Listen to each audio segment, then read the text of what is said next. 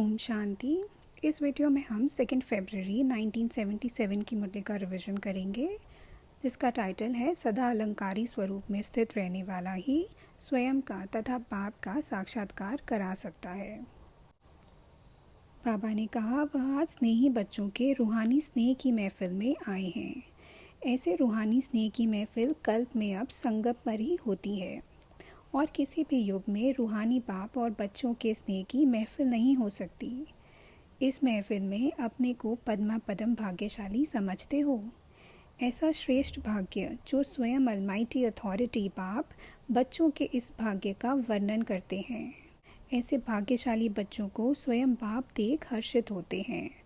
भाग्य को सुमिरन करते ही बाप की सुमिरन के मन के बन सकते हो। इतना ऊंचा भाग्य जिसका आज कलयुग के अंत में भी सुमिरन करने वाले भक्त अपने को भाग्यशाली समझते हैं। ऐसे श्रेष्ठ भाग्य के अनुभव के अंजलि के लिए भी तड़पते हैं। ऐसे भाग्यशाली हो जिनके नाम से भी अपने जीवन को सफल समझते हैं, तो सोचो वह कितना बड़ा भाग्य है। सदैव अपने को इतना भाग्यशाली आत्मा समझते हो। फिर बाबा ने कहा कि यह बड़े से बड़ा ब्राह्मण कुल है। ऐसे ब्राह्मण कुल के भी आप दीपक हो। कुल के दीपक अर्थात सदा अपनी स्मृति की ज्योति से ब्राह्मण कुल का नाम रोशन करते। फिर बाबा ने कहा कि ज्योति की निशानी है सदा स्मृति स्वरूप और समर्थी स्वरूप रहना।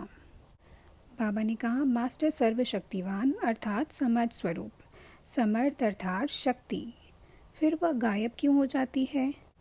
बाप कहते हैं साकारी सो अलंकारी बनो, लेकिन अलंकारी के बजाय देह अहंकारी बन जाते हैं। बुद्धि के अहंकारी, नाम और शान के अहंकारी बन जाते हैं, तो सदा सामने अलंकारी स्वरूप का सिंबल होते हुए भी अपने अलंकारों को धारण नहीं कर पाते। यह अलंकार ब्राह्मण जीवन का श्रृंगार है, न कि देवता जीवन का। तो अपने अलंकार के श्रृंगार को सदा कायम रखो।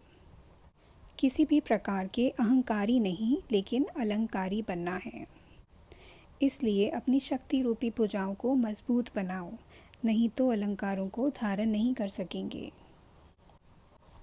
फिर अंत में बाबा ने कहा कि अब व्यर्थ दर्शन का चक्र नहीं, बल्कि स्वदर्शन चक्र चलाओ।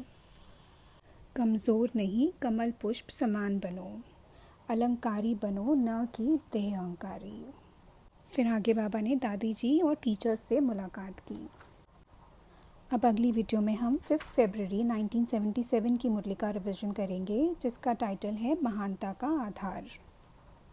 अच्छा, ओम शांति।